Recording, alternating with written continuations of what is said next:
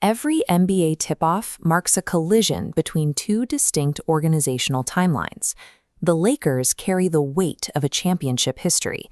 Their roster is built around a veteran core designed for immediate results, where the only acceptable outcome is a title. The Wizards operate on a different horizon.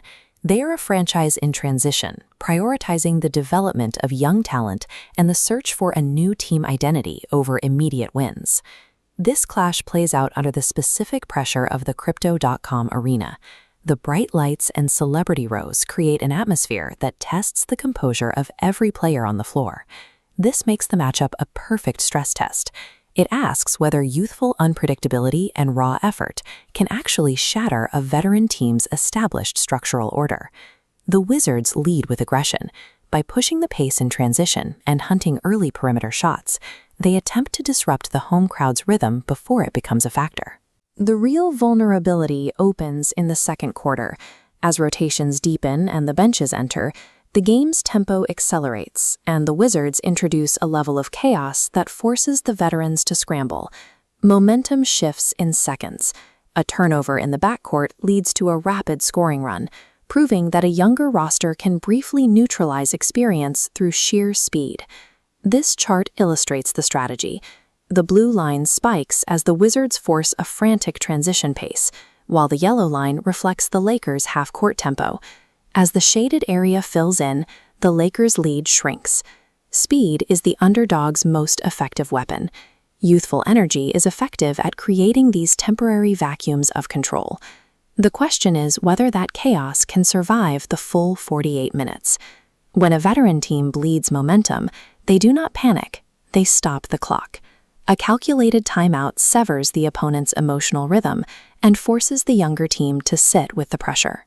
Out of the break, the Lakers rely on LeBron James. He acts as an offensive conductor, using the ball to reestablish a sense of order. This top-down view shows the shift into pace dictation. The offense forces a chaotic opponent out of a sprint and into perfectly spaced half-court geometry.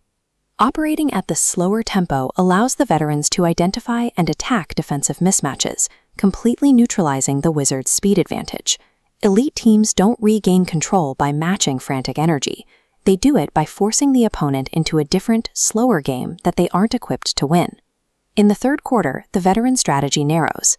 This is the window where elite teams assert their dominance through a superior interior presence.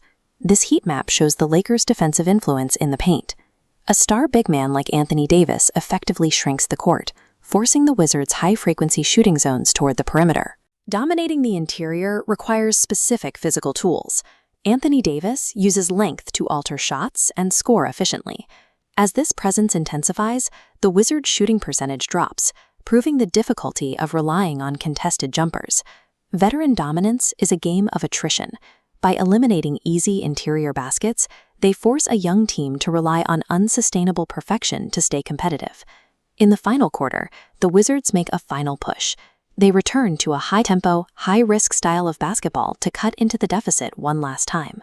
The arena tension rises as the lead shrinks back to single digits. These closing minutes test whether the Lakers' veteran composure can withstand a final burst of energy.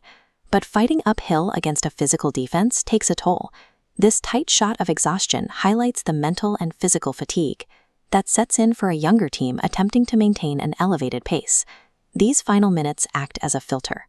They test whether a team's execution can survive under immense physical and psychological stress. The closing mechanics are methodical. The Lakers secure crucial defensive rebounds and make smart situational decisions to kill the remaining clock. This probability tree illustrates the closing math.